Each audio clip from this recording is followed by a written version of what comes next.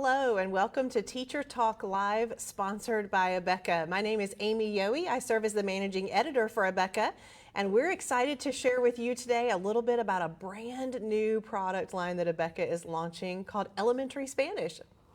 And I am Ximena Brainard, and I am the quality manager. We are excited to share with you all that has gone into creating this brand new product line.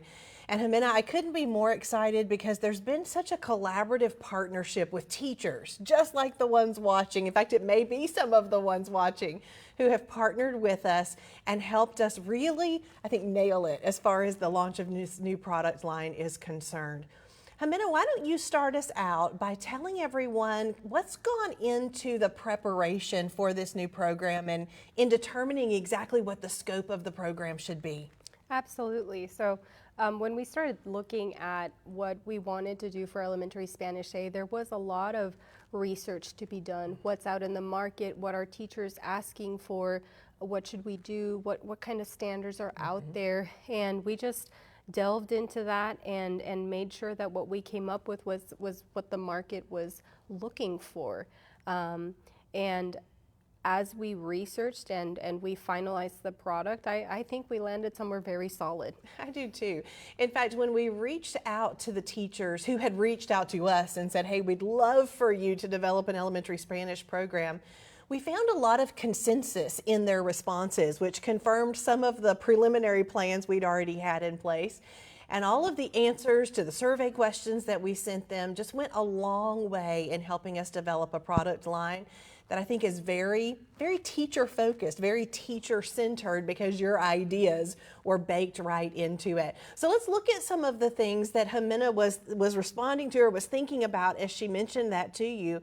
As we're talking specifically today about elementary Spanish, we're going to be talking about elementary Spanish level A.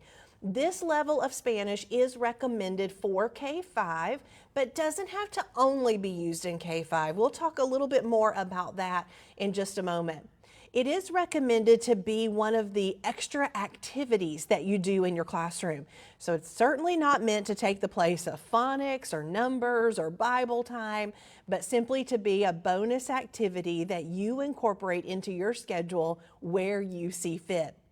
Notice that it's planned to be 1 or 2 weekly lessons.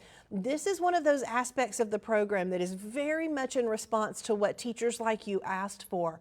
When we surveyed teachers and said, how many times a week would you like to teach Spanish? Overwhelmingly, teachers responded that they'd want to teach it either once or twice a week. Some had said 3, 4, or 5 times, but the vast majority said once or twice a week.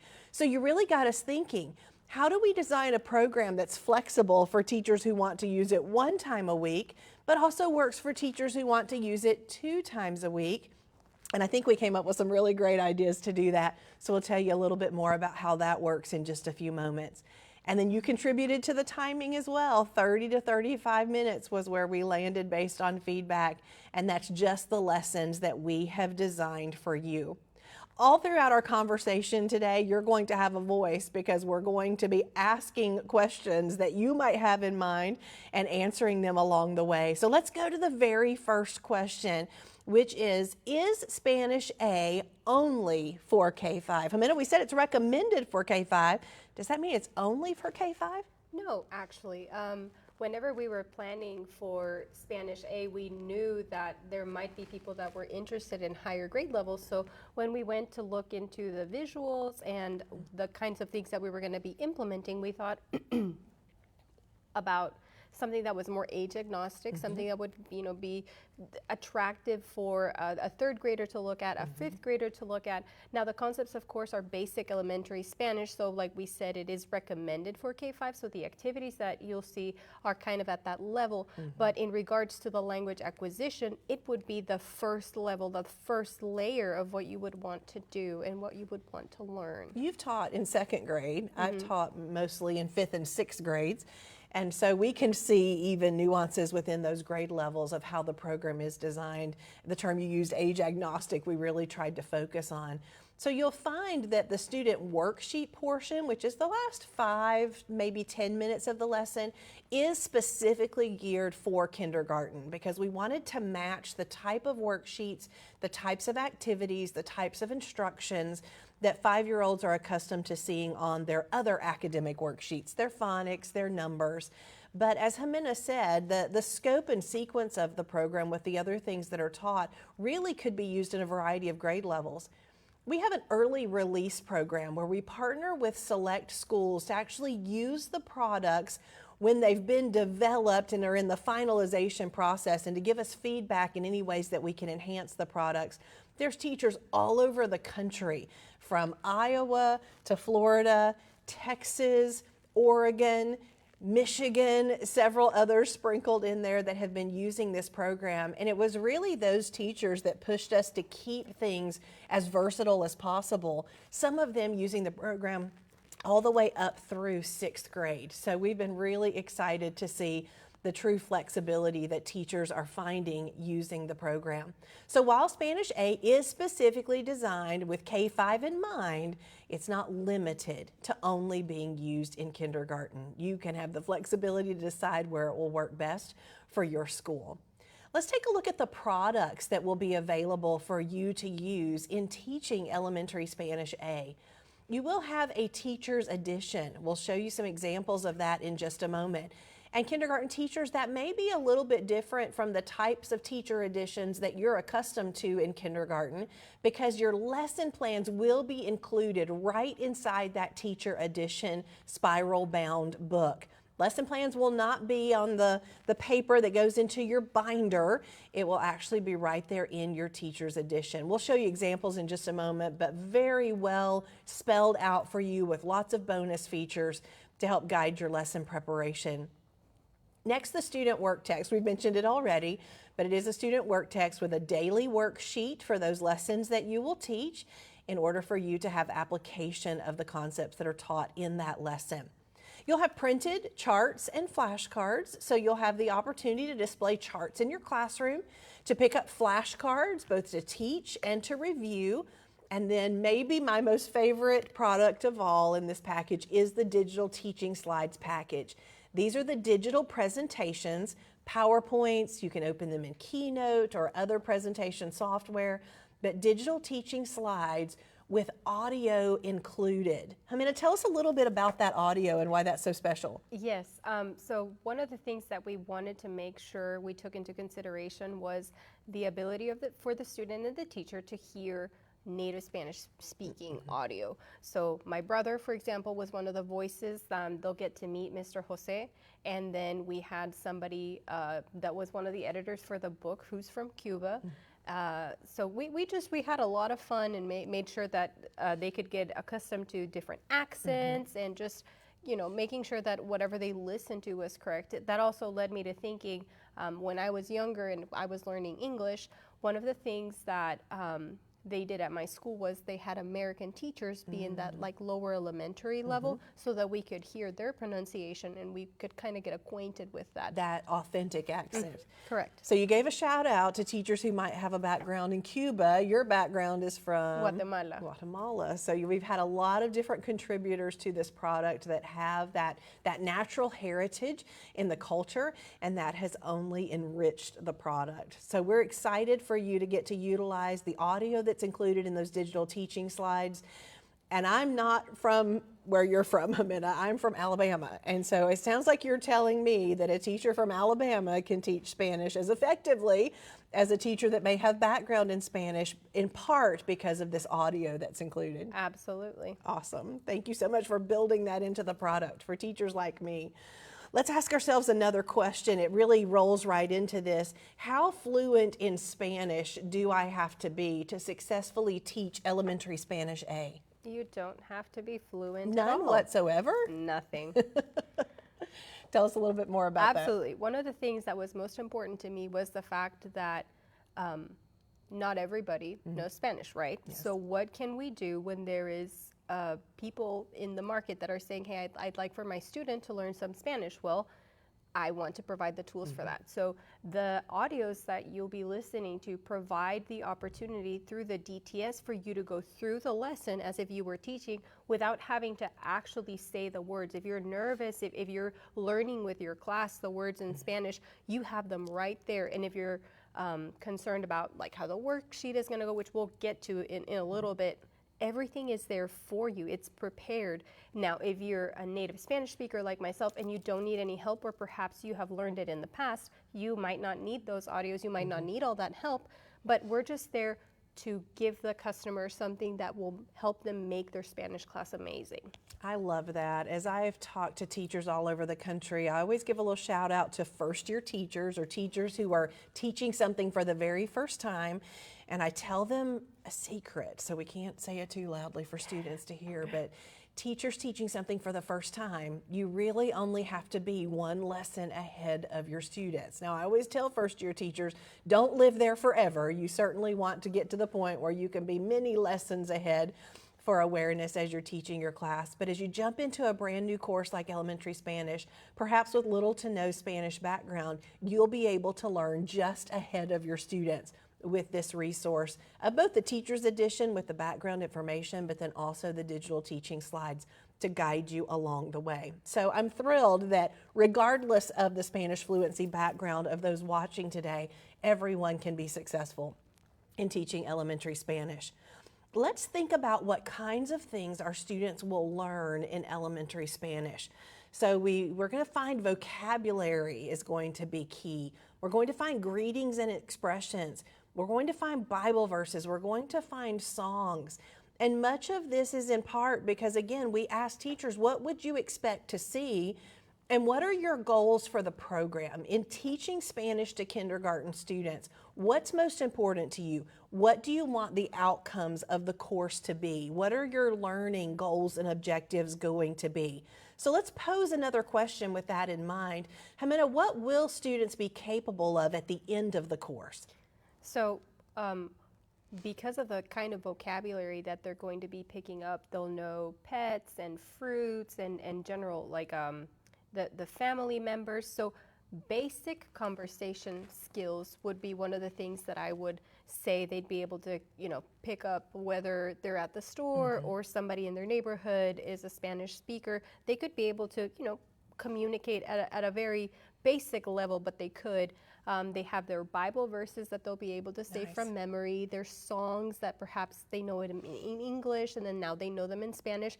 And those greetings and expressions, which are so important because it helps them learn how to politely communicate in Spanish as well, how to enter a conversation and exit a conversation, how to address an adult, that kind of thing. Yes. You're making me think about that kind of interaction that they'll be capable of. And I did toss up on the screen for you the content so you'll see what some of those themed vocabulary sections look like. But I was thinking about our very first pilot of this material, and we had the chance to do it in a summer kind of a day camp setting. It was called Discover Day Camp here in Florida. And my second grader got to be in that group. So it was a combination of not just K-5 students, but also first and second graders. That's part of what gave us the idea too about being a little bit age agnostic. And we found that they were really excited about learning the language. As my second grader was in that classroom, he was just soaking it up. If there was a day that they weren't learning something new, he'd say, "Oh, it's a review day. I want to learn something new today." But I think it was most impactful to me as a parent when a gentleman came to our house to make a delivery, and it was obvious as he was delivering our groceries to us that he was fluent in Spanish and seemed to be only fluent in Spanish. And as we were helping to get the bags out of his trunk, he was saying, "Todos, todos." And I said, "Caden, you know what that is? You heard that in one of your Bible verses. It means all. He's telling you that all of that is ours in the trunk. We can take it all." And Caden's wheels started to turn. I could see it in his eyes. And I was trying to get him to converse, to say hello in Spanish or goodbye in Spanish to the gentleman. And I couldn't get him to say anything. And finally, as the gentleman was pulling away in his car, Caden hollered out, Buenos tardes. And I realized that whole time he was thinking through the 3 different greetings he had learned, and he was thinking about the time of day and trying to figure out which one would be most appropriate to the time of day, and yelled as the car drove away. So it was fun to see him start to even think a little bit in Spanish as he encountered someone who was fluent in the language.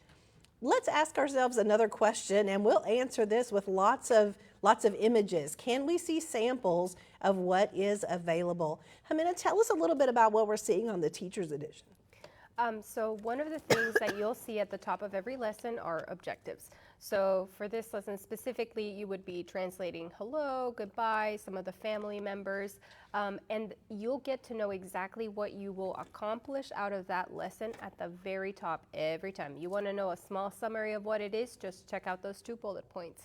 I love that. Or and then there's lots of bonus features. My voice is not going to last very well through this. Lots of bonus features along the way. Tell us a little bit about these introductions. So for the introductions, one of the things that we wanted to teach them, like I said, are those greetings and expressions. So hola and adios, hello and goodbye. So as the teacher introduces herself to the classroom and has the students greet each other, they'll be able to listen to the words hello and goodbye. And they'll see that in pretty much every lesson. I love that. Now let's look at cultural enrichment. Tell us a little bit about that. So when it comes to cultural enrichment, I think this is probably one of my favorite parts of the curriculum. For example, this one is talking about the opportunity to tell any family members and friends who speak Spanish and sharing, how to be able to communicate with them and developing new friends. So one of the things that we want to make sure is for them to be able to stretch their social skills and talk to other people. There's another one that I remember writing about the meal times with family members. And for example, for me, when I came to the States, we would be having dinner at 5:30, and for me that was snack time back home, and dinner time would be around 7, 8, maybe later. And they were big family events. So I had lunch with my mom and my dad every day, and it was the same thing for dinner. And there's just those little nuances that are different, but not greatly different, because I'm sure there are several families in America that also do those kinds of things. But it's just kind of teaching them small opportunities to see a glimpse into somebody else's culture, but also to be able to compare it to their own and how that relates to them. I love that so much. So it's not just the language that they're learning, but they're learning all about the culture as well. Tell us a little bit then about new vocabulary and how that's introduced in each lesson.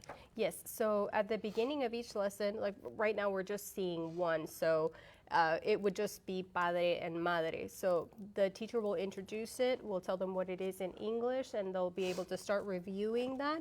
And any of the Spanish words are going to be in green, and the English words are going to be in black, and they just, they get to see the charts, and they'll get specific instructions to what to do with them.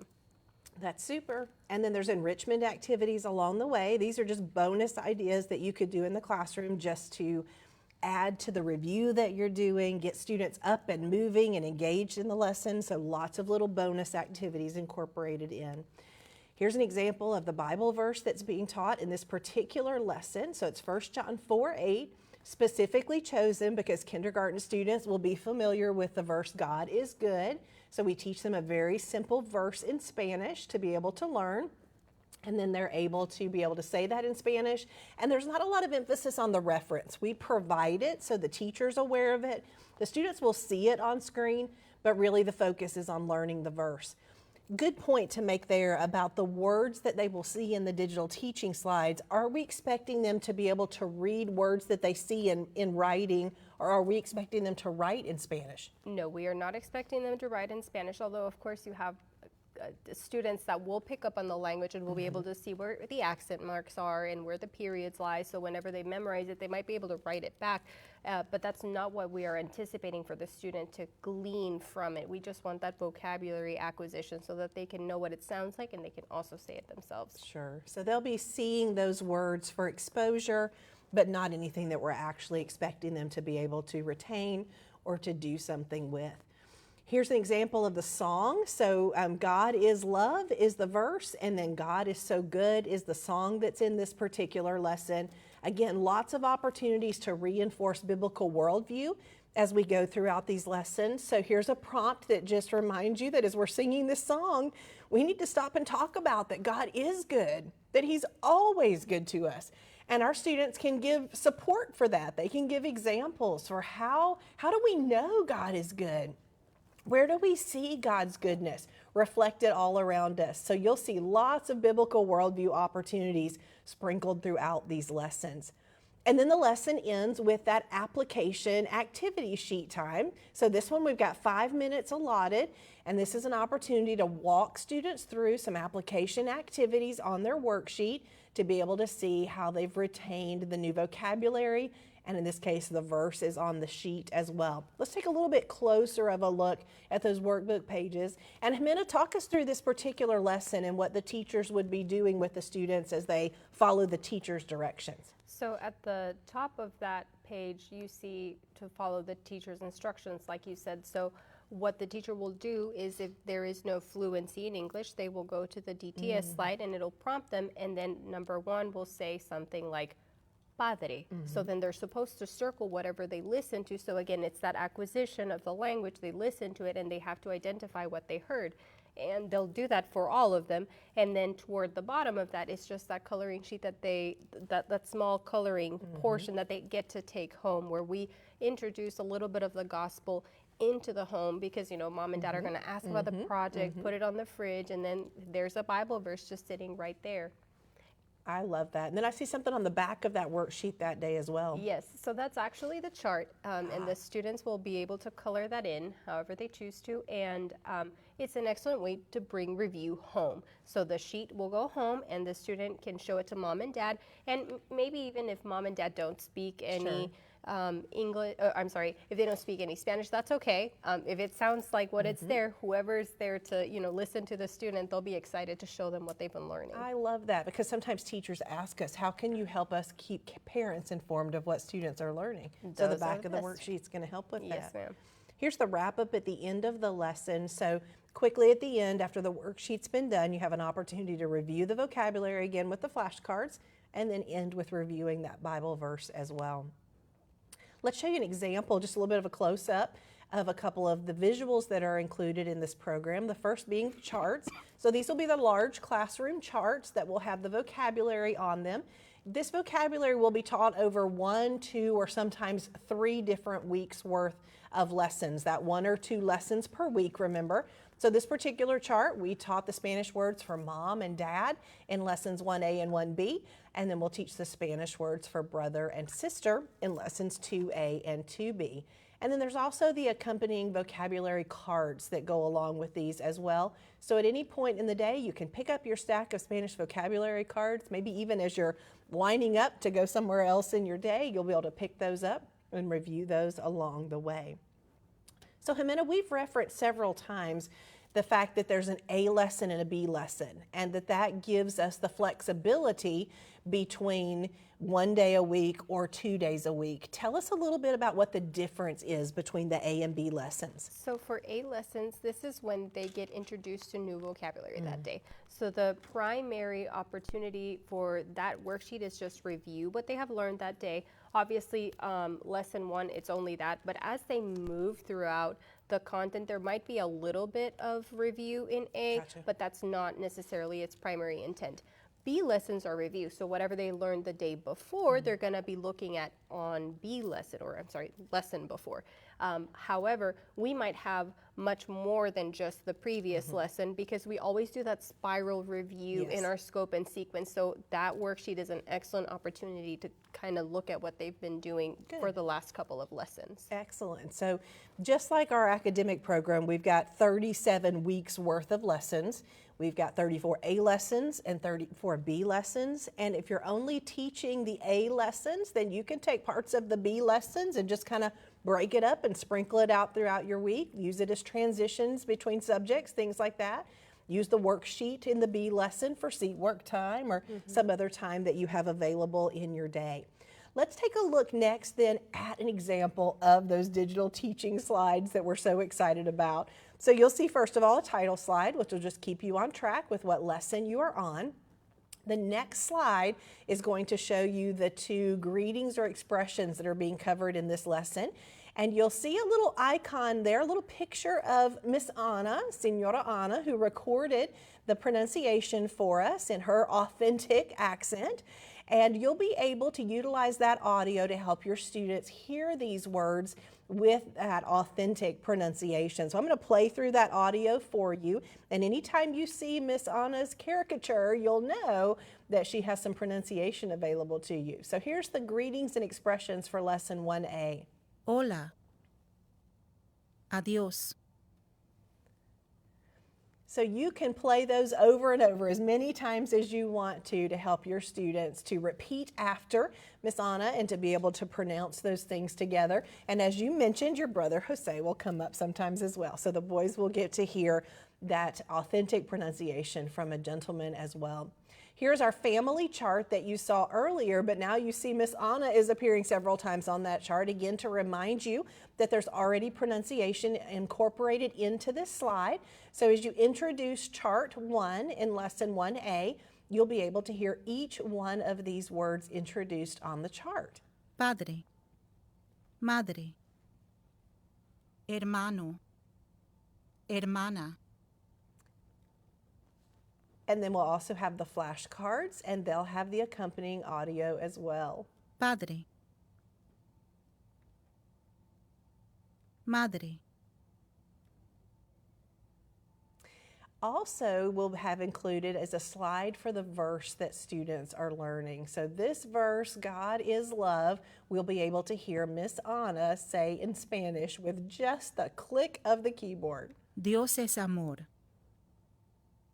And again, you can play those as many times as you'd like, or if you are confident in the language, as Ximena mentioned earlier, you may not need to use any of those audios. You are welcome to delete those from the slide or to just turn the sound off on your computer so those do not play as you go through the lessons. We tried to put them in as many places as we could think a teacher not confident in the language would want them, but you are welcome to incorporate them as often or as infrequently as you would like. The next slide is going to be our first opportunity to see one of the Spanish songs that has been designed for Elementary Spanish A. Each time we introduce a song, we start with a video animation of the song in English. That way, if your kindergarten students don't happen to be familiar with the song, you'll have the opportunity to teach it to them in English before you teach it to them in Spanish. Let's watch just a bit of the video in English, and then we'll look at the one in Spanish.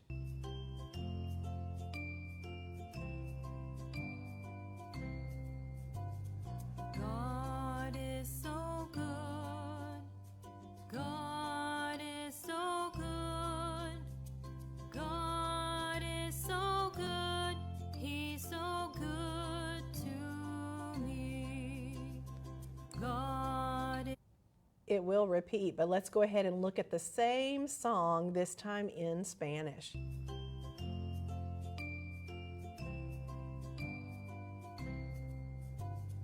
Dios bueno es, Dios bueno es, Dios bueno es para mí.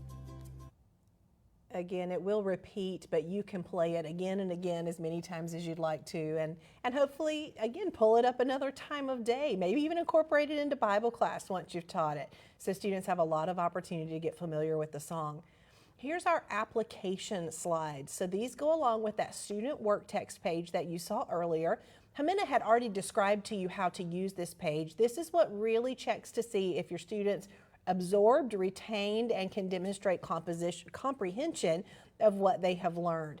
So for this first one, Miss Anna is going to pronounce the name of either the mom or the dad in Spanish. The students need to listen and then circle the one that they hear. Let's listen to Miss Anna. Madre.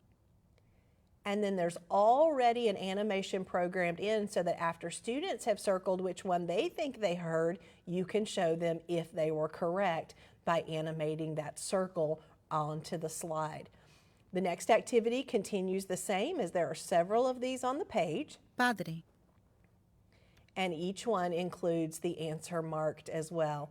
Now, those of you that teach above kindergarten, you may be thinking, wow, this really feels redundant. Well, please understand, again, this is one of those kindergarten designed activities that are for young learners, and this is why we would recommend the workbook specifically for K-5 students. So we've got 2 more on the page.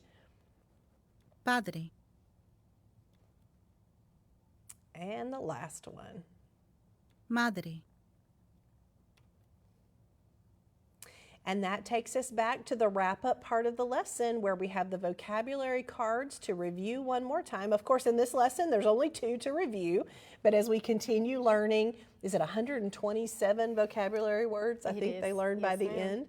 Your stack of cards will grow and you'll be able to review either select ones for that lesson, or if you have your physical vocabulary cards, just pick them up and be able to review as many of those as you can. So we'll click through these review cards. Padre. Madre. And then we'll conclude with one more review of our verse following that curriculum lesson plan. Dios es amor. And that completes our digital teaching slides.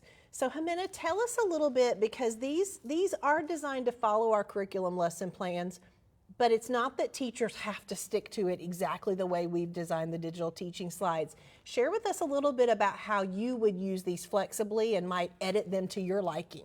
Absolutely. So because, my first language is Spanish, I naturally would not need any of the audios, but I can also grab any of the information that my students have not mastered yet, and I can move them anywhere I would like to in the PowerPoint presentation. If they are struggling with the Bible verse, I can park on the Bible verse for longer than I need to and perhaps delete some of the vocabulary that they know, like numbers. It'll just kind of be up to whatever your classroom needs at that point in time. But I do love the opportunity of the flexibility of moving anything around wherever I need to, as time allows for me as their teacher. Sure, so you can hide a slide. Yes. You could duplicate a slide. If you wanted to review a different song than we had put in that lesson, you could copy that song slide from another lesson and put it into today's lesson. Teachers, it is so important for you to use any resources in your classroom flexibly to meet the needs of your students. So we want to ensure that you feel very comfortable making whatever edits to these slides you'd like to make them work well for you and for your students.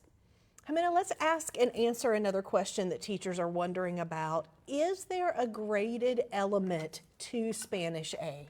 Now, because this is activity time, we do not recommend them grading something.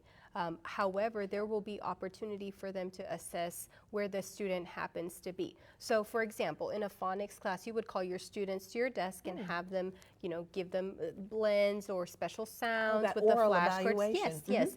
So it'll be kind of the same thing. You can show them a flashcard and have the student recall what it is in Spanish, or you might want to play the audio and ask them if they know what that is in English. Oh, I love how you turn that around. Yes, so you can just kind of have that flexibility. So if you would like to give a grade to the student, you are welcome to through that process. Or if you just want to know kind of where your students are without giving them a grade, that's an excellent way to track their progress. I love how the fact that you've designed that to match an evaluation pattern that students are already comfortable with. They're already comfortable doing oral evaluation for phonics or for numbers, and you've just mirrored this the same way. And I imagine that you made it flexible to be graded or non-graded because you heard that from the different teachers that responded? Correct. Some of them were interested in it and some of them were not. They just wanted it as activity time. I will add here, though, that we are not seeking perfect pronunciation, because that is something that can be very subjective. Some students might be able to catch on very quickly and others might struggle a little bit, but I want them to recognize the word and to be able to repeat it. So I'm not looking for perfection in regards to their pronunciation, but I do want them to start getting some of that language acquisition. Good. And going back to what you mentioned earlier too about we're not recommending that you expect them to recognize the printed word. Correct. So it's not that you're showing them the word side of the card and seeing if they can read it. This isn't about reading. It's about simply translating the visual that they're seeing from English into Spanish. Correct. And you've made such a great point about not expecting 5-year-olds learning it for the first time to have perfect pronunciation, especially if their teacher, like me, doesn't have the perfect pronunciation that Miss Anna has as well. Well, here's the big question, because we've said Spanish A, Spanish A, Spanish A, K5, K5, K5 multiple times. So are there plans for additional levels of Spanish? Yes, ma'am, there are. We are hoping to have all the way through the 6th grade, so starting in K5 and moving all the way up to the 6th grade. Well, you just spoke my heart language with 6th grade. That's the grade I taught the longest. And so A through G, I actually already knew the answer to this question because I've seen the cover designs for each of those. So 7 levels planned, kindergarten all the way through 6th grade. So as each one of those is released, you'll be able to incorporate them into your school's various grade levels. And if you want to teach Spanish multiple days a week, then you could get through more than one level in a single year if you chose to. You would just have to decide as we continue to kind of design the worksheets to go with each of the recommended grade levels. You'd have to decide if those worksheets would work well for your students or not. An additional thought to that is the fact that we do review in level B what they learned in level A. So we build on what they already know and making sure that perhaps if there was somebody who wasn't in Spanish A, when they get to Spanish B, they will still be relearning those words that they had in the past. That is excellent. Because there's always, I mean, our Christian schools have grown dramatically in recent years as they've had more and more new families come into their ministry. So it's excited to see that your team has thought about that as well. Well, we have talked about so much today. I'm trying to just run through in my mind anything that we didn't say, but I think we've covered just about everything that we had planned to. There is a web page where you can learn a little bit more about elementary Spanish. It's abeka.com/LM Spanish, ELEM, and then the word Spanish. You can actually even sign up for updates about when materials will be available and see other visuals and things on the website. There's even some feedback from teachers, from parents, from administrators who have been in part of our pilot and early release programs. So we're hoping that you'll take a look at that webpage and sign up for the email updates there. Otherwise, we just want to thank you for joining us today. It has been a pleasure to introduce you to Elementary Spanish A, and I hope that you'll come back sometime to one of our Teacher Talk Lives and learn a little bit more about all Abeka is striving to do to partner with you in Christian education for the sake of the gospel. Have a great day.